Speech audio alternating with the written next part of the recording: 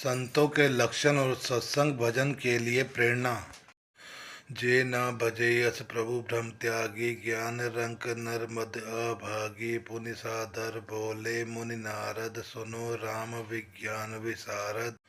जो मनुष्य भ्रम को त्याग कर ऐसे प्रभु को नहीं भजते, वे ज्ञान के कंगाल, दुर्बुद्धि और अभागे हैं। फिर नारद मुनि आदर सहित बोले, हे विज्ञान विशारद, श्री राम जी सुनिए। संत के लक्षण रघुवीरा, कहो नाथ भव भंजन भीरा। सुन मुनि संत के गुने कहियो, तिनके मैं उनके बस रहियो।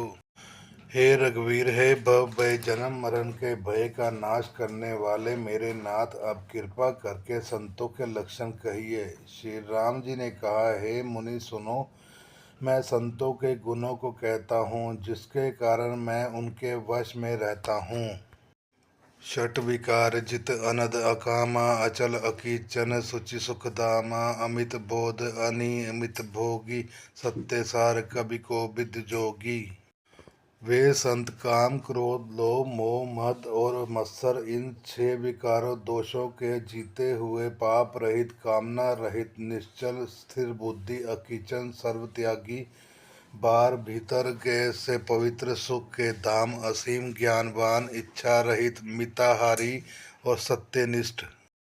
सावधान मानद मदहीना, धीर धर्म गति परम प्रवीणा।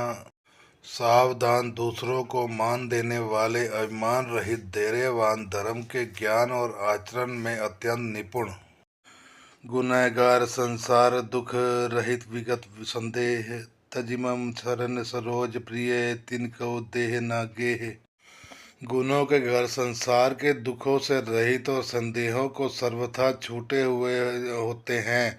मेरे चरण कमलों को छोड़कर उनको न देह ही प्रिय होती है, न है घर ही।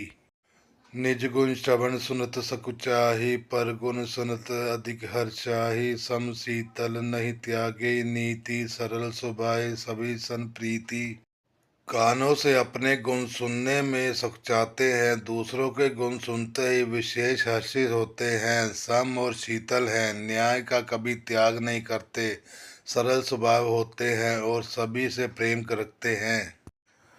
जप तप व्रत दम सजम नेमा, गुरु गोविंद विप्र पद प्रेमा। श्रद्धा क्षमा मैत्री दया, मुदिता समम पद प्रीतिय माया।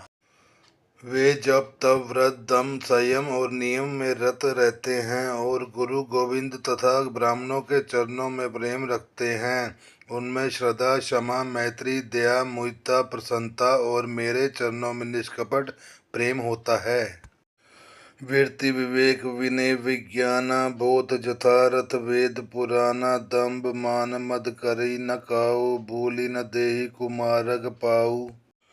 तथा वैराग्य विवेक विनय विज्ञान, परमात्मा के तत्व का ज्ञान और वेद पुराण का यथार्थ ज्ञान रहता है। वे दंभ अभिमान और मद कभी नहीं करते और भूलकर भी कुमार्ग पर पैर नहीं रखते। गावे सुने सदा मम लीला, हेतु रहित पर हित रत शीला। मुनि सुन साधु के गुण जेते, कही न सकी सारद श्रुति सेते। सदा मेरी लीलाओं को गाते सुनते हैं और बिना ही कारण दूसरे के हित में लगे रहने वाले होते हैं। हे मुनि सुनो, संतों में जितने गुण हैं उनको सरस्वती और वेद भी नहीं कह सकते।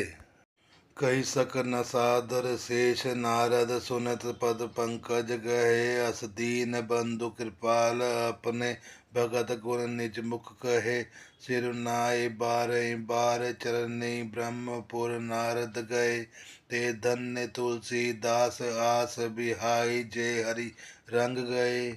शेष और शारदा भी नहीं कह सकते। यह सुनते ही नारद जी ने श्री राम जी के चरण कमल पकड़ लिए। दीन बंधु कृपाल प्रभु ने इस प्रकार अपने श्रीमुख से अपने भक्तों के गुण कहे।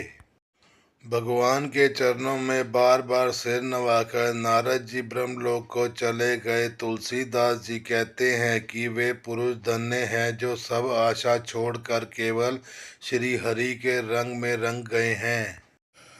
रावण आरि जसु पावन, गावे सुनी जे लोग। राम भक्ति दृढ़ पावहि, बिनु विराग जप जोग।